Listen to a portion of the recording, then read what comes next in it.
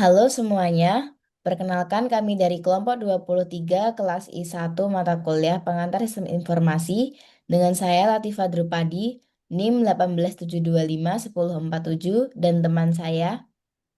Teresia Demeturnip dengan NIM 187251048. Kami akan mempresentasikan tentang tugas kami dengan topik sistem perdagangan elektronik yang berjudul AI sebagai rekomendasi produk pada platform e-commerce Shopee.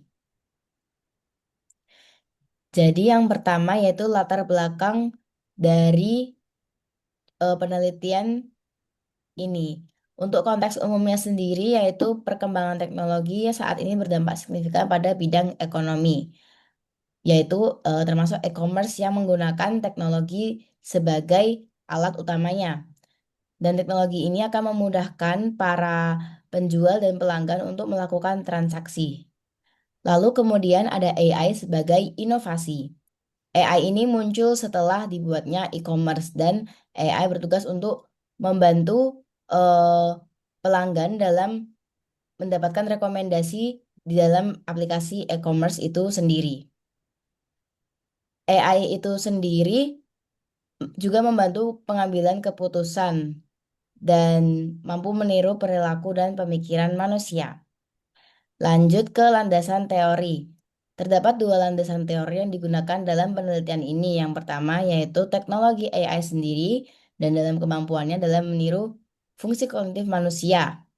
Sebagai salah satu cabang ilmu komputer, AI ini berusaha menanamkan kecerdasan seperti manusia kepada mesin. Lalu ada mekanisme e-commerce yang memungkinkan transaksi digital efisien dan menjangkau pasar luas sebagai landasan teori kedua. Beberapa karakteristik utama e-commerce meliputi memperluas pasar, biaya terkendali, efisien, efektif, dan cash flow terjamin. Untuk metode yang digunakan, yang pertama yaitu dalam pendekatannya pendekatan deskriptif, dengan tujuan mendeskripsikan hal-hal yang terjadi sesuai dengan kenyataan. Dan jenis penelitiannya menggunakan penelitian kuantitatif yang bertujuan menemukan fakta-fakta diukur dengan angka.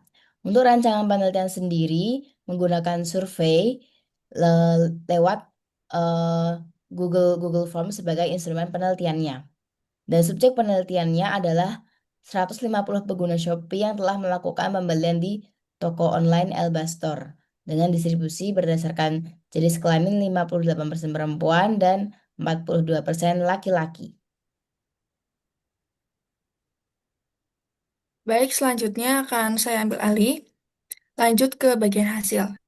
Jadi, AI itu mampu memproses data besar untuk menemukan pola yang sulit dilihat manusia. Nah, sehingga mampu menyesuaikan konten pemasaran sesuai karakteristik demografis dan preferensi segmen pasar.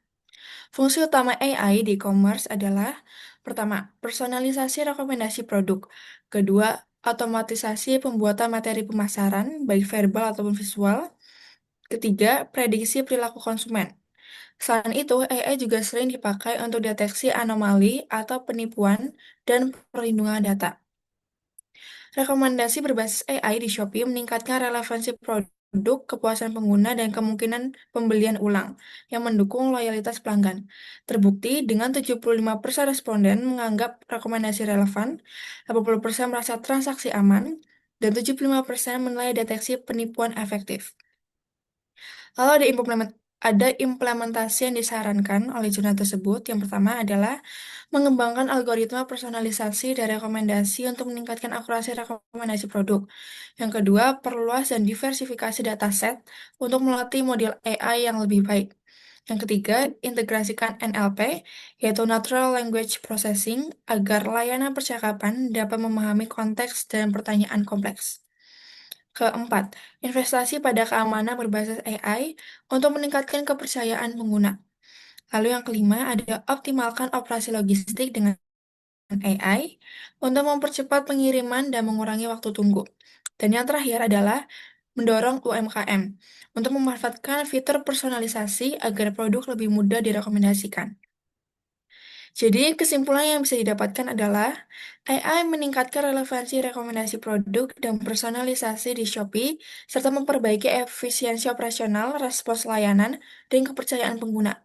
Metode yang dipakai adalah survei deskriptif kuantitatif terhadap 150 pembeli di satu toko dengan kuesioner Google Form. Hasil utama, 75% menilai rekomendasi relevan.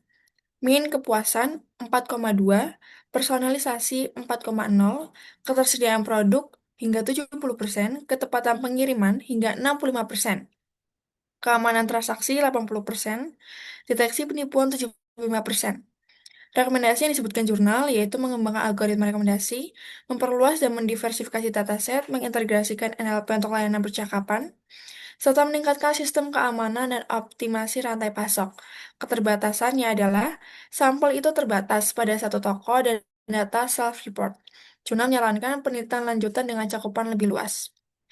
Nah, referensi yang kami gunakan adalah sebagai berikut.